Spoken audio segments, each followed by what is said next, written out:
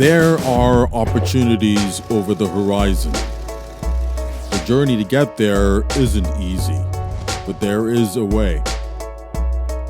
Over the last couple of decades and in executive roles, I have learned from some incredibly smart and capable people. From the gladiators and the facilitators, the builders and the innovators of industry. So let's talk business and let's journey together.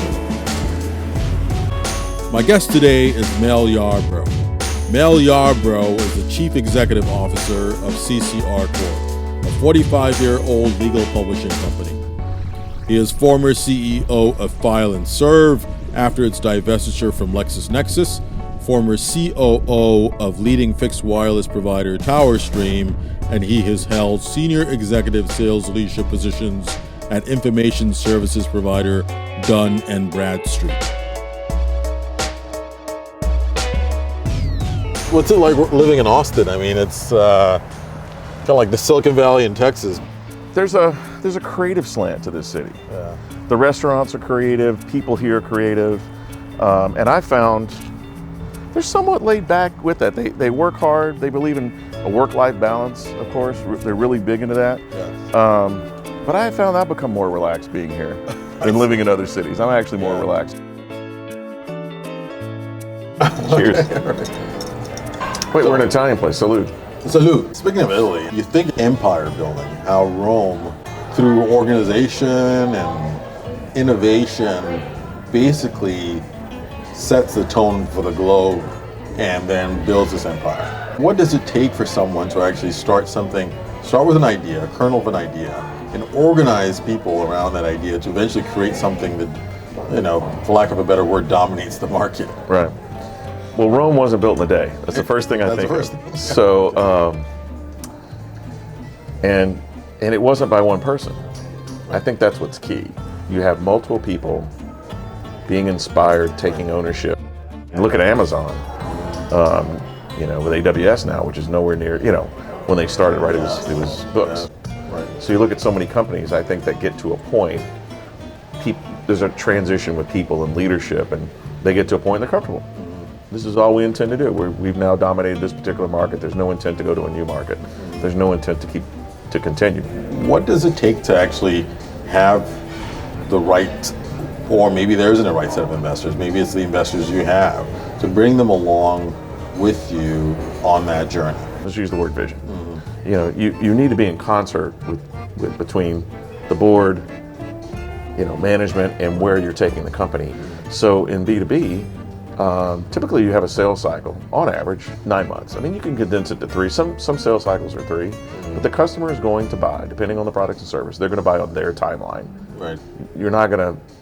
You can't condense it too far. It's good. They're going to buy on their timeline. Right. It's not your timeline. Because they've got budgets. Yes, they got their process. Yeah. It's their internal process. So the more complex the solution, the longer it will take. If you're selling to government, even longer. Yeah. You've got to factor that in to how long of a runway you need, because you've got to hire a sales team, you've got to train them, then they have to begin filling a pipeline.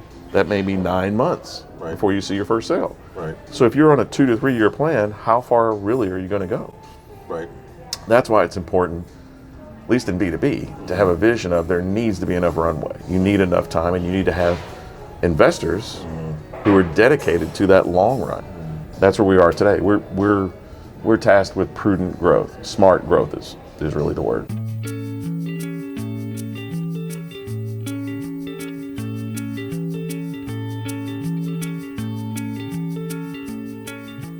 So I don't know if you saw, speaking of television, HBO, so ESPN did a documentary. They've done a couple. It's not 30 for 30, but they had one where they had Belichick and Saban together. Two of the And so the guy, Belichick and Saban, they go, before you start filming, it was just them talking, really. They said, let us talk privately. Yeah. So they kept the cameras rolling, and all they talked about was still business. It was nothing. You thought they would talk. It was just more business. It just seemed the same as the rest of the. That's kind of like us. We're still exploring ideas and talking. That's right. So, give us a moment to do what we're just already. I didn't know we always do anyway, right? What is the most recent book that you've read about business or otherwise that has had the sort of biggest recent impact on the way you think? The one I've utilized, I think, the most in the past, at least 2.5 years, is Good to Great. So the last company I was with, company was 50-something years old. Yeah. So it was a good company. Yes. But if we want to take it to another level, the applications, the ideas in Good to Great, I think, really resonated. It's opening new markets or selling new services, utilizing that brand, leveraging what's already there. And that's what's happening here where I'm at today. So it's okay, we have, we've been around 45 years. So we have customers that love us, we have a brand. Again, it's leveraging that, and now we're gonna move that flywheel faster. Well, one thing you don't wanna mess up, you don't wanna make mistakes with the existing customers. Back when I was at TowerStream, we had 4 successful acquisitions. Mm-hmm. And your first instinct is to go in and just start changing the way they operate. But the more prudent course is to understand why they do what they do first. How do you balance between the need to basically introduce change into a business model with this idea of being able to keep your current customers happy? There's a book called Innovators' Dilemma. Yes. By Christensen, I think Yes. he wrote that. Yes. And so it talks about that struggle.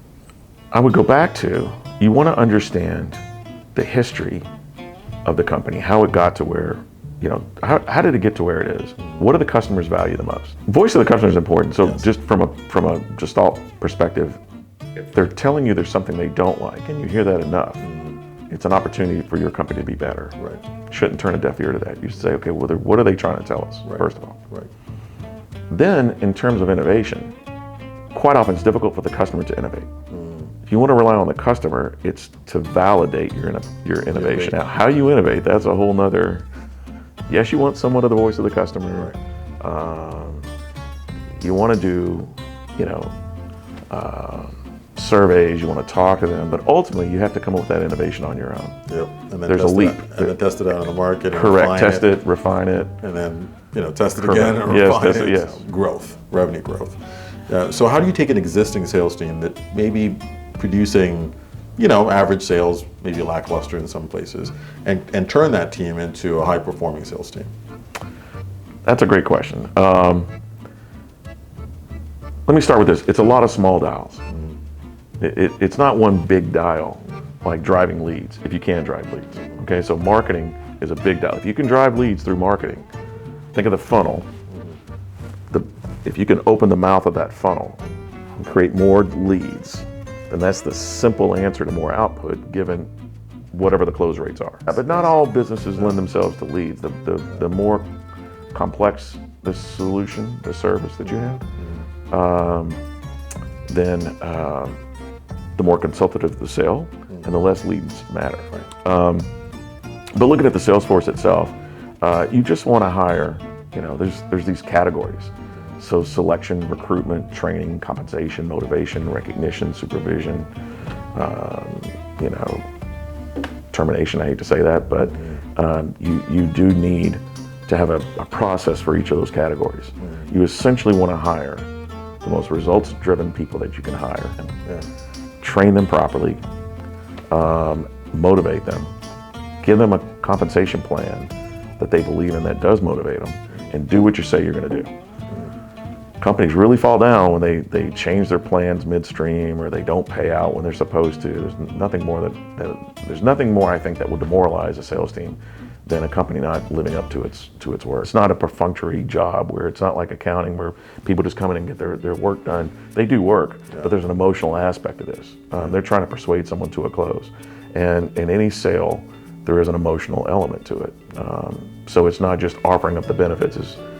It's not that perfunctory. It's not that mechanical. But given all that, you can tweak those dials. You get the right team doing the right things. Goes back to Good to Great. Get the right people on the bus in the right seats, doing the right things, and point the bus in the right direction. I really believe it. Yeah. Well, thank you, Mel. Thank you. It's Always been an honor working with you and working for you, and vice versa. My pleasure. I've learned a lot from you. Absolutely. Well, thank you so much. Yeah.